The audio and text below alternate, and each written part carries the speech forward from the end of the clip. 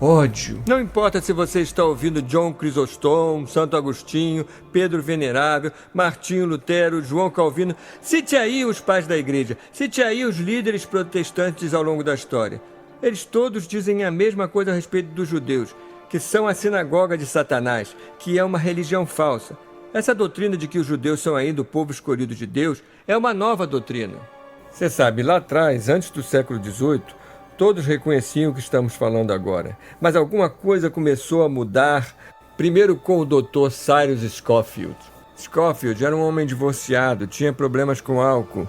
Era um advogado que virou pastor. Ele se separou da primeira mulher, Leontine Serret, em 1883, um ano depois de escrever seu primeiro livro, Manejando Bem a Palavra da Verdade. Em 1882, ele escreveu esse seu primeiro livro e em 1883 ele larga sua primeira mulher e se casa com outra. Então se torna pastor no Texas, muito famoso e popular. A Bíblia Dispensacional Pré-Milênio Scofield foi editada com aporte financeiro de importantes empresários, alguns dos quais com vínculos religiosos questionáveis. Ele conhecia varejistas judeus que o fizeram membro de um clube, chamado Clube do Lotus, uma espécie de sociedade secreta, e de repente estava cheio de dinheiro. Esse advogado corrupto, que abandonara a esposa e foi considerado culpado de muitos delitos penais enquanto procurador corrupto. Mas Scofield recebeu dinheiro, e o Oxford, grupo da Inglaterra, publicou sua Bíblia. Porque eles pegariam um advogado patife e o fariam editor de uma Bíblia.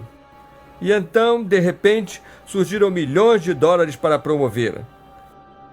Com essa quantidade de dinheiro, a Bíblia decolou e basicamente selou o negócio para os judeus. A Bíblia de Estudo Scofield é muito pró-Israel, muito sionista, e este livro, mais que qualquer outro livro, mudou o pensamento de uma geração inteira de evangelizadores mais jovens. Outra crença dos cristãos da atualidade, que é incorreta e não se encontra nas Escrituras, prega que devemos abençoar Israel. Eles se valem do que chamam de pacto abraâmico. Eles se baseiam no Gênesis 12 e dizem: precisamos abençoar Israel. Se quisermos a bênção de Deus, temos que abençoá-los.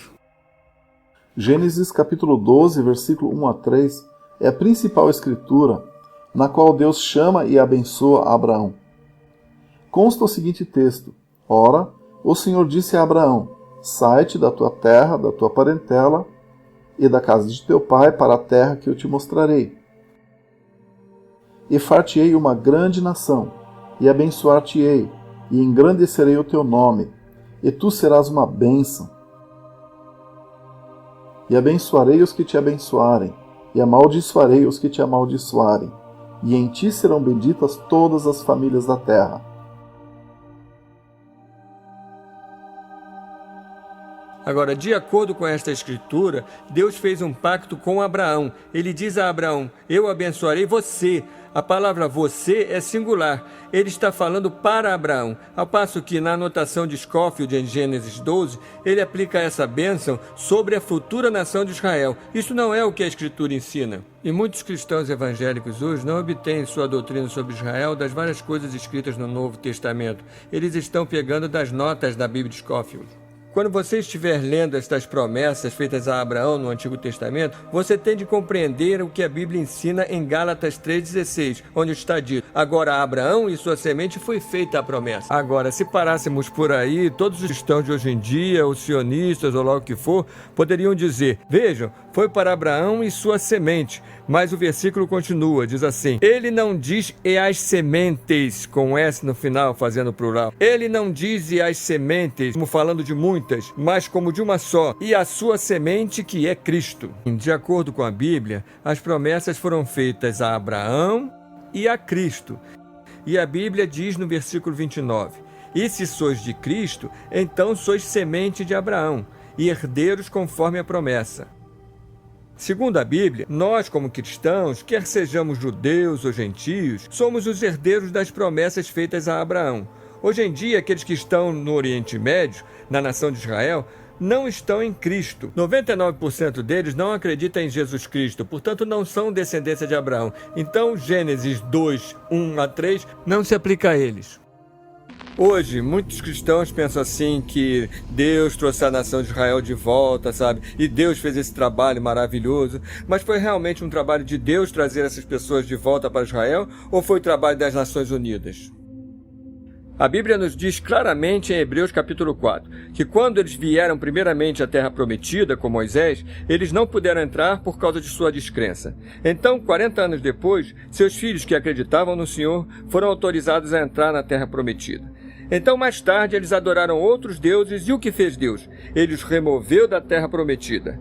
Eles foram para a Babilônia por 70 anos. Então, depois que se arrependeram e se afastaram de seus falsos deuses, eles voltaram para a terra prometida. Então, quando eles rejeitaram Jesus Cristo, eles foram removidos da terra prometida novamente. E então, em 1947, eles todos acreditavam no Senhor Jesus Cristo e Deus os trouxe de volta para a terra prometida. Foi isso que aconteceu? Não! Eles acreditaram em Cristo? Quer dizer, você cristão, pergunte a si mesmo: existia uma renovação ocorrendo em Israel? As pessoas estavam aceitando Jesus como seu Messias? A resposta é não. Portanto, aquilo não foi Deus trazendo de volta Israel porque eles acreditaram nele. Ele disse que os dispersaria se eles não cumprissem sua palavra e ele fez isso. Então, se não foi Deus quem os trouxe de volta, quem fez isso? Foi o espírito do anticristo quem os trouxe de volta à terra prometida. Foram as Nações Unidas que os trouxeram de volta à terra prometida.